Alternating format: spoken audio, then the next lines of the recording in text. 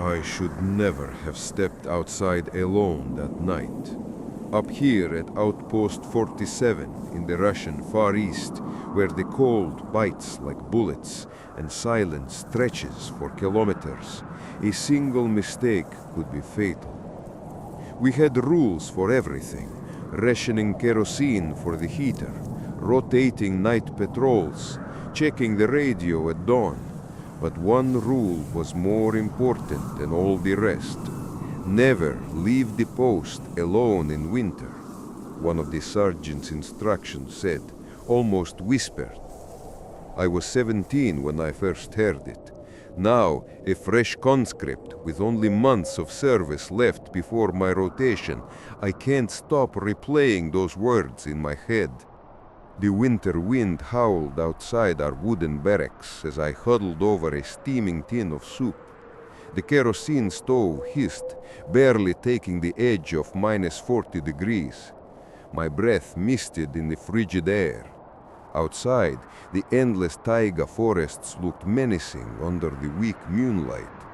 I shivered under wool blankets, straining to hear anything beyond the walls. Sometimes I thought I heard footsteps crunching the snow just past the tree line, or distant howls that didn't belong to any wolf, but it was hard to tell in the darkness. Communication with our command center was sporadic. Our radio crackled so badly that we checked in only twice a day at fixed times. Most messages never made it through. The only constant was the cold, the routine, and that rule echoed in my mind. Night duty meant endless patrols on the perimeter of the outpost's fence line. Before the wind whipped up, Captain Orlov gave each of us a laminated card with rules to survive up here. I still have it in my coat pocket. The ink had faded, but I could recite them by memory. Always move in pairs. Never wander in the woods at night. Check the perimeter alarms every hour. And that final rule in bold red ink: never leave the post alone in winter. I laughed at first, thinking it was superstitious nonsense. Orlov never smiled when he handed it to me, just stared over his vodka as I joked. Follow this, Comrade Petrov, and you will make it through the winter. The tone in his voice stopped my laughter cold. The routine was simple. Each evening we took turns manning the watchtower, scanning the horizon, and checking heat signatures with our antiquated scope.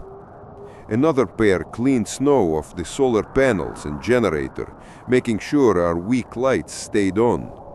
The day crew had stockpiled firewood and peeled potatoes for soup. The nights were long and monotonous. My partner Misha and I would count seconds on the clock as if it were a game. We spoke little. At 0300 hours, the radio check failed to reach HQ, and that left an unsettling quiet. By dawn, frost would gather on our eyelashes, and fatigue would weigh heavy, but no one complained aloud. In those early weeks, nothing unusual happened. Just the quiet drift of snow and the distant snap of pine branches under their own weight. My fingers grew numb even through insulated gloves. The lantern cast dancing shadows on the snow-slicked walls. Toward the end of December, during a night shift, something changed. It was after midnight when I was on sentry in the tower. The temperature gauge plummeted sharply. The usually bright stars were masked by low clouds. I felt it before I saw it. A silence so complete that even my heartbeat sounded loud in my ears. That's when I saw them. A faint glow appeared on the horizon, flickering beyond the tree line. At first I thought it was the aurora borealis, but it pulsed strangely, almost like a torch bobbing through the woods. the light seemed to be moving closer to our post. In panic, I radioed the tower guard. "Petrov to Ivanov. Light, southwest of camp. Do you see?" I peered through binoculars at the shifting glow. My partner murmured from below, I see it too."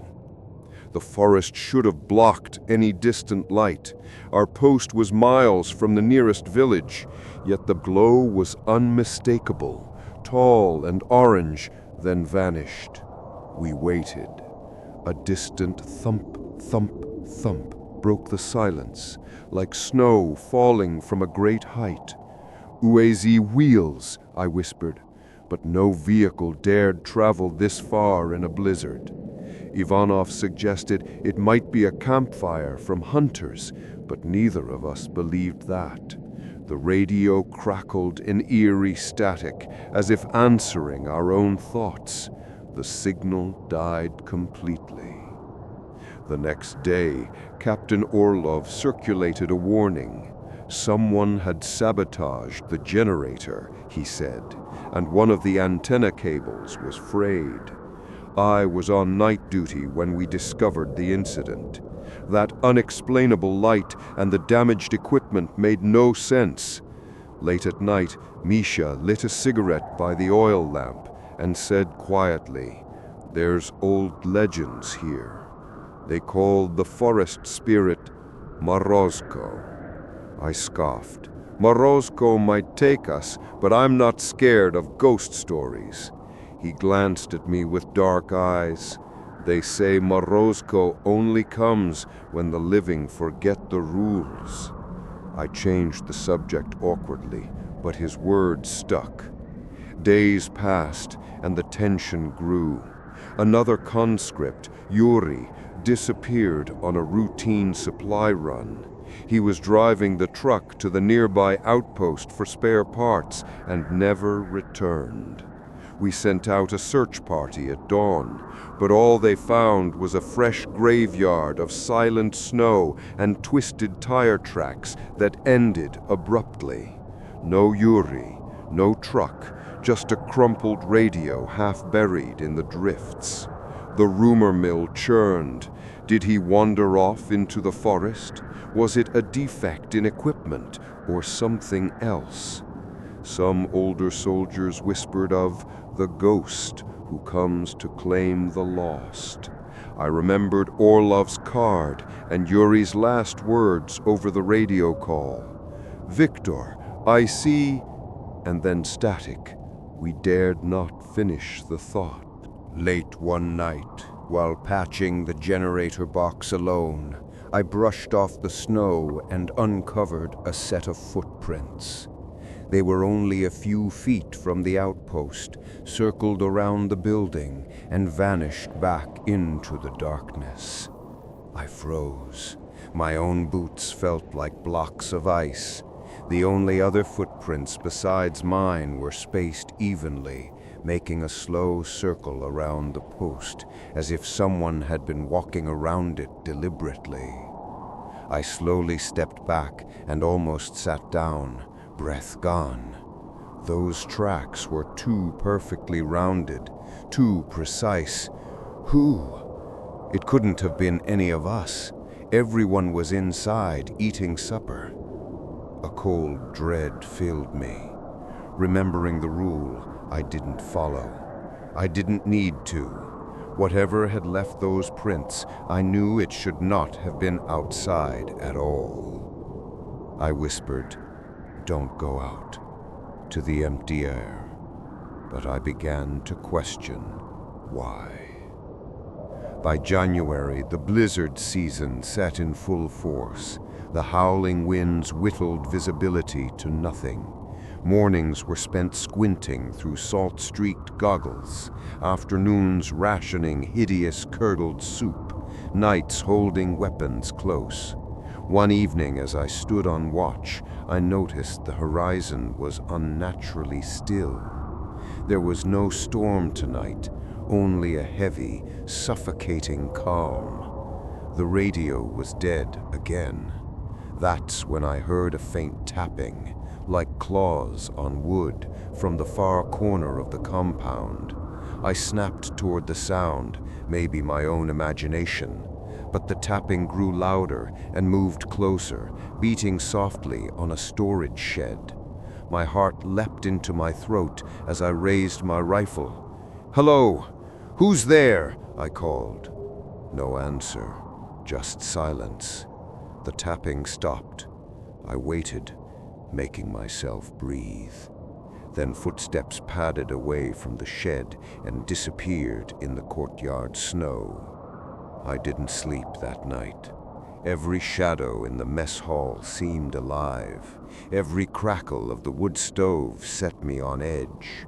Misha shook his head next to me as the storm pounded outside. "You ever had that feeling someone's watching you?" he asked hoarsely. I only nodded, staring into the flickering flame. We didn't speak of the footsteps I heard. Maybe he knew I wouldn't believe rationally anyway. Several nights later, near dawn, a low moan rose over the wind. I wasn't dreaming. The sound came from outside our door. It was a voice, male and faint, calling a name I recognized, calling my name. Petr. The wind carried a whimper that could only have been Yuri's. It sent ice through my veins. My comrades were inside sleeping. I was alone on guard. The name drifted again, urgent and desperate. Petr. I bolted upright, breathing fast. I fumbled the keys at the door, but thought again of the rule. I gripped the handle anyway. The moan came from beyond the snow, laced with terror. "Yuri?" My voice cracked. A silhouette framed in white stood at the threshold, a man in our fatigues, frozen glasses, beard crusted with frost. But Yuri had died a week ago. The pale figure held out a hand and rasped, "Help me." I staggered back, clutching the rifle. The figure laughed. It sounded dead. "Petrov, come with me." The words were Yuri's voice, but impossibly wrong. Somewhere inside I knew this wasn't Yuri. The figure stumbled forward, eyes like glass. Desperate still, I closed my eyes and screamed, "No!" as I slammed the door shut. The ghost howled and ran into the snowbank outside. My breath came in ragged shards as I locked myself in the mess hall. The power flickered. I knew the generator had been fixed earlier that night, but now all lights were out. The hut plunged into darkness. We found nothing in the morning, except Yuri's helmet by the door. No body nearby. The storm had sculpted the snow, erasing all other tracks. The sergeant declared Yuri missing, presumed dead. I knew he was right, but that voice, that figure, I couldn't shake what I'd seen. For days I kept a wet finger on the trigger and the laminated rules in my pocket. As the night drew on, I clung to routine harder, tallying rations, counting guard shifts, maintaining the radio log with trembling fingers. By midwinter, any hint of superstition I'd scoffed at had turned into bone-deep fear. I dreamed of wolves with human eyes and shadowed shapes drifting under the snow. I remembered stories the older soldiers told quietly about the big white, a spirit of the tundra that lured the lonely. Each incident confirmed the old rule: alone you are prey. Finally, that fateful night arrived. The small winter moon was high, glinting off blue shadows on the snow. I had been out on patrol with Corporal Misha, the only person I trusted, but an urgent radio call came from another outpost, and I volunteered to fetch fuel alone so as to let Misha eat and rest. Of course, I had to go alone. By now I know that was the mistake. I was driving the UAZ lightly along the frozen logging road when I realized I didn't have a torch. Darkness swallowed me as I stepped out to check the fuel gauge. A distant light swirled ahead, maybe a glow from the outpost, but it shouldn't have been visible yet. I shrugged it off, but as I lifted the spare canister to the rear of the vehicle, footsteps crunched behind me in the snow. It was too rhythmical to be ice falling. My heart stopped. I turned slowly. There was nothing there, only black forest. Still, the sound of snow packed down in a circle around the truck kept coming, slowly completing an orbit of silence. I backed into the UAZ and locked the doors, chest heaving. Who was out there? A cold voice cracked through the darkness. "You're going the wrong way, comrade."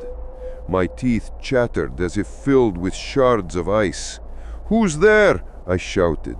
No answer, only muffled wind. Then another voice nearer, clearer. "Petrov, you should be at the hut." It sounded like Orlov. I blinked. Maybe he'd come for fuel. But he was far away. Another shiver ran down my spine. Footsteps ran to the left, then to the right, as if circling again. I scrambled back into the driver's seat and jammed the truck into gear. The engine choked and fell silent. The night was suddenly dead quiet once more. In the van's headlights, the snow-covered landscape was empty, as if the woods never knew I was there. I kicked the truck in frustration. It wouldn't start. Of course it wouldn't. I was alone, and I had broken the one rule of the outpost. Alone in the deep winter. My radio crackled on the dashboard. A low static hiss, followed by one clear word. "Yuri?" I spun around as a snow-covered silhouette darted past the open window and into the night. Something inside me snapped. I leapt out and ran toward the sign of light beyond the trees, ignoring the cold knife of air. A shape moved amongst the pines, pale against the white. "Yuri!" I screamed into the void. Branches whipped me as I chased the figure down an old deer trail. My breath came out in ragged puffs. The figure paused at a clearing and turned slowly. The face was pale blue, distorted, teeth bared in a grin that was not Yuri's. "Why do you follow us?" it hissed, shape-shifting with shadows. Something growled behind me, and I spun around to see the headlights of my broken truck far behind, untouched. The creature opened its mouth impossibly wide, and from it came the dirge of the blizzard itself, roaring, hungry, alive. I stumbled back, hands raised, the cold rifle slipping from shaking fingers. All around me the trees seemed to close in, black silhouettes melting into the snow. The creature's mouth widened to the size of a doorway. I backed into a huge oak, heart hammering. It stepped forward, each footfall a sigh through the snow. Above me, a cluster of icicles twinkled with starlight. One broke off with a soft ting and fell directly on my hand. I cried out and instinctively shot the rifle upward. The crack echoed through the woods, and the creature howled. For a moment it paused, considering. Its eyes, impossibly deep and old, bored into mine. Then it retreated with a disdainful gesture, dissolving into the swirling snowflakes. When I came to myself, daylight was breaking, and I was lying face first in the snow, my heart still hammering. I was at the edge of the outpost again. The UAZ was in sight, engine somehow running. One of the blades of grass on my jacket was cocked and alive, impossible at this temperature. Inside the Jeep, someone had folded the fuel canister and set it neatly on the seat, as if waiting. I turned slowly, expecting to see a guard or Orloff, but saw only the empty, waking forest. At headquarters, they found me shaken and babbling about ghosts and rules. In the scrutiny of their eyes, I saw no answers. We left the fuel canister unfinished, the radio still dead. No further supply runs were made that winter. For the rest of my shift, I never left the hut without a partner. But late at night, when the lights were low and the snow pressed close against the wooden walls, I could still hear footsteps in the dark, circling, endless. I kept my rifle by my side and the rule in my heart. Now I sit here writing this by a dim lantern, morning light glinting on deep drifts outside the window. The others have left to man our posts at dawn. I am alone.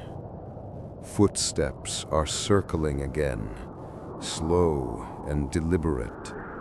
I recognize them.